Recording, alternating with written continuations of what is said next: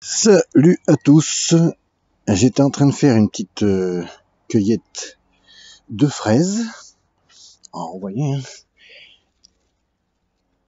Et j'ai entendu un bruit un petit peu caractéristique de l'été. Ça se passe par là. Je sais pas trop où c'est que ça peut être. Ah si, voilà. Regardez. La cigale. La cigale. Je me disais bien que mon oreille m'avait pas trompé.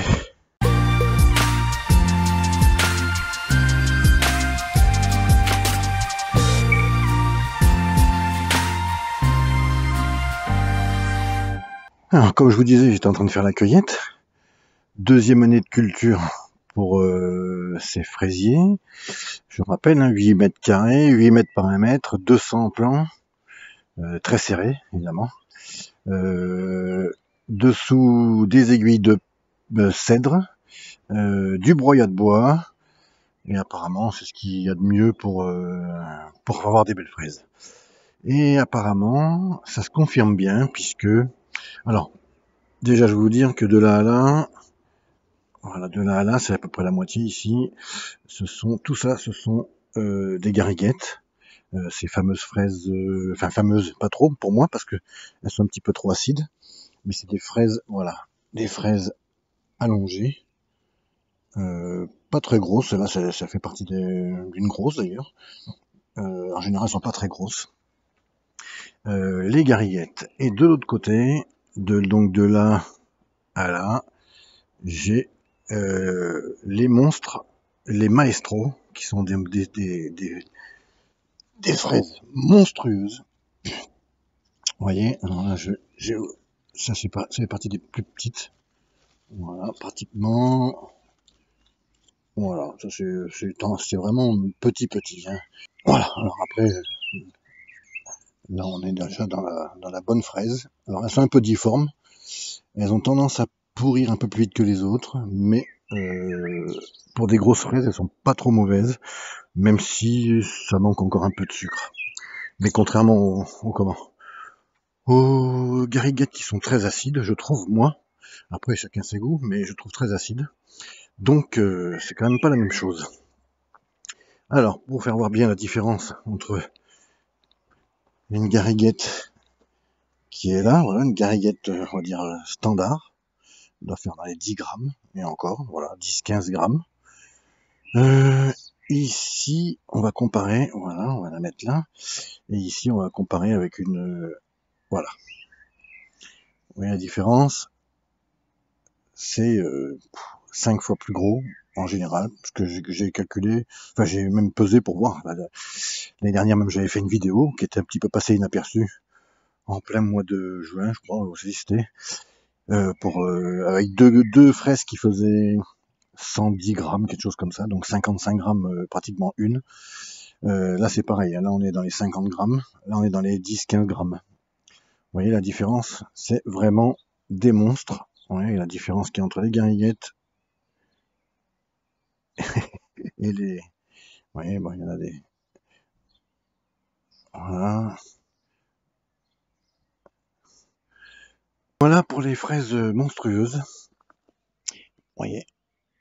Les maestros.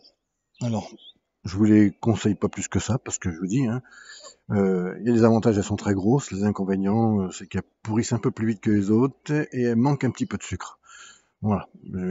En même temps, bon, c'est quand même la plus grosse fraise qui existe, et qui a du goût, parce que, voilà, souvent les gros fruits n'ont pas de goût.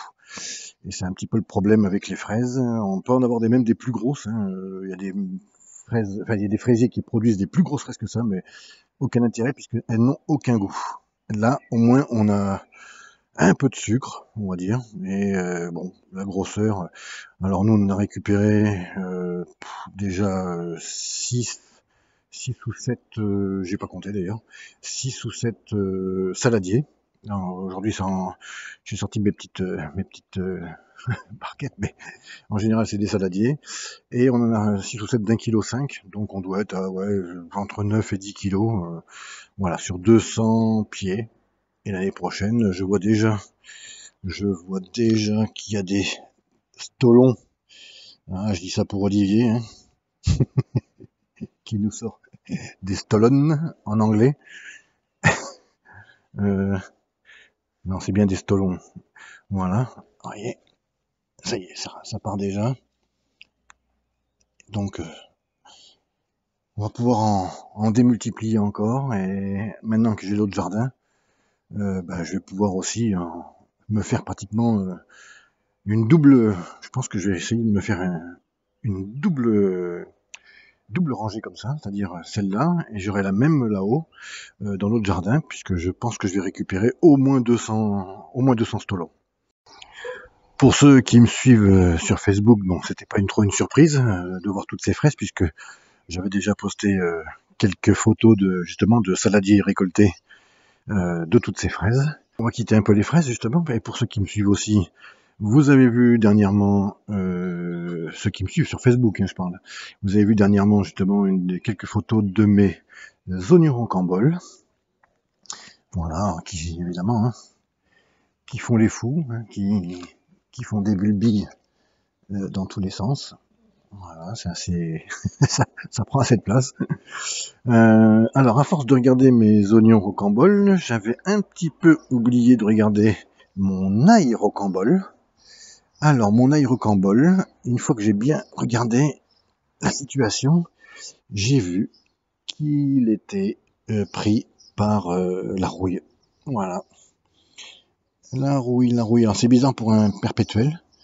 Normalement, ça se débrouille bien tout seul. Alors, à mon avis, la rouille, c'est pas encore trop grave parce que le perpétuel s'en sortira automatiquement. Et puis bon, vous voyez, il est en train de faire sa hampe florale, et donc ça, on va dire qu'on n'est pas en fin de parcours parce que justement c'est un perpétuel, il reste en terre lui, et je pourrais l'enlever si je veux, mais je vais le laisser en terre. Par contre, bon, voilà, hein, ça a bien quand même attaqué. C'est quand même un champignon, hein, la rouille, c'est une maladie cryptogamique. Il n'y a pas grand chose à faire à part mettre du soufre et de la bouillie bordelaise. Mais bon, moi, comme c'est interdit par ma religion, ben, il me reste plus beaucoup de solutions. C'est soit d'attendre, soit de faire un petit quelque chose. Alors moi, l'année dernière, pour ceux qui ont vu, quand j'ai eu le mildiou sur mes tomates, j'avais mis une poudre blanche qui s'appelle, je voulais pas dire le nom, mais qui s'appelle du lithotam. Le problème, c'est que c'est extrait de la mer. C'est une ressource naturelle, et ce qui fait que je voulais pas trop dire le nom pour pas que tout le monde en achète, faire l'imbécile comme moi. Et d'ailleurs, j'en ai acheté qu'une fois dans ma vie et je le regrette amèrement. Et je traite avec ça, c'est-à-dire je jette de la poudre là, je l'ai jeté l'autre jour, mais bon, il a plus de pluie. Donc j'ai jeté de la poudre sur l'ail, sur les feuilles, hein, j'ai même badigeonné les feuilles avec. Et donc normalement c'est de la poudre calcaire, hein, c'est juste pour vous dire que je ne traite qu'avec ça. Et ça avait un petit peu stoppé, je pense. Mais le problème, c'est que en regardant bien, alors bah là, bah voilà, hein, la rouille sur mon ail, mais l'avantage, bon, sur mon ail ici, c'est que c'est celui du mois de octobre, tout ça, hein, voilà, et c'est qu'il est en fin de vie, vous voyez, il commence à se coucher, allez, hop, on voit bien que, je vais essayer de passer à travers la grelinette, on voit bien que l'ail, que le caillou est formé, donc on peut être tranquille, peut-être que j'aurai de l'ail cette année, donc ça sera déjà un bon point. La rouille a touché un petit peu partout. Sauf justement, alors vous voyez, ça commence à se coucher, ça veut dire que on va bientôt pouvoir récolter. Alors je vais attendre début juillet, je pense, encore 15 jours à peu près, et puis ça ira bien. Alors, si on regarde bien l'ail du mois d'octobre, qui est donc tout là, qui est jaune maintenant et qui est prête à être récoltée. Et quand on regarde l'ail que j'ai mis au mois de février, hein, l'ail rose, bah pas du tout. Lui, il a à peine touché par le... Hein, peut-être un petit peu, oui, ça commence. Ouais, peut-être un peu, mais sinon, lui, il est pas touché du tout par, par la rouille.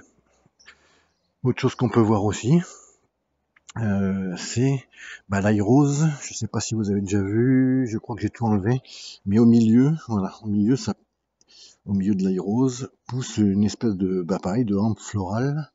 Je les ai tous enlevés, donc je peux pas vous faire voir, mais ça fait comme l'oignon, bah justement l'oignon qui monte.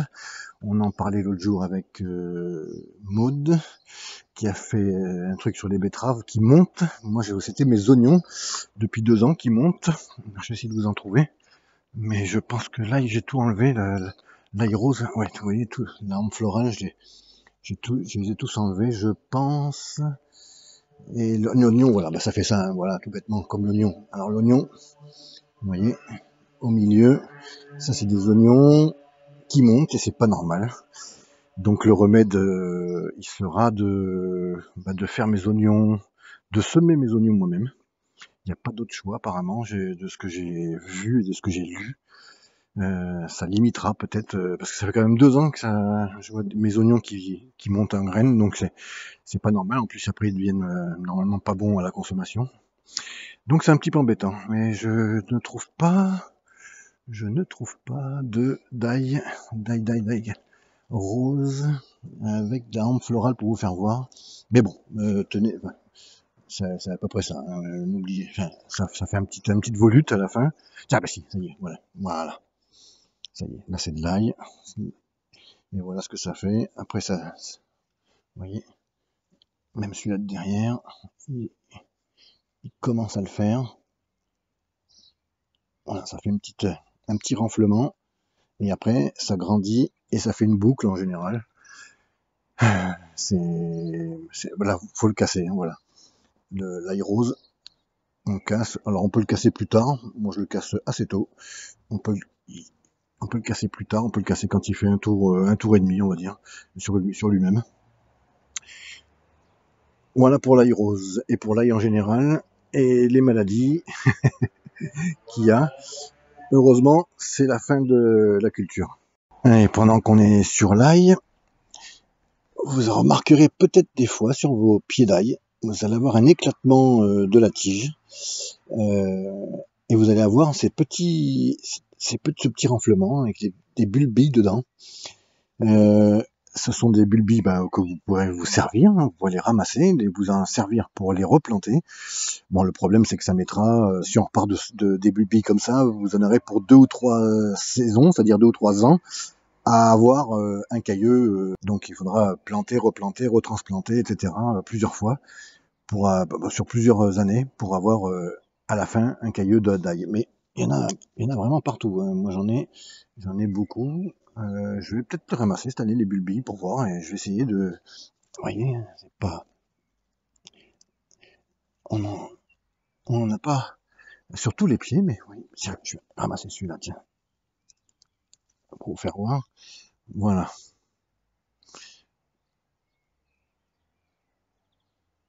Alors, là, on replante la tête enfin le pointu en haut. Hein.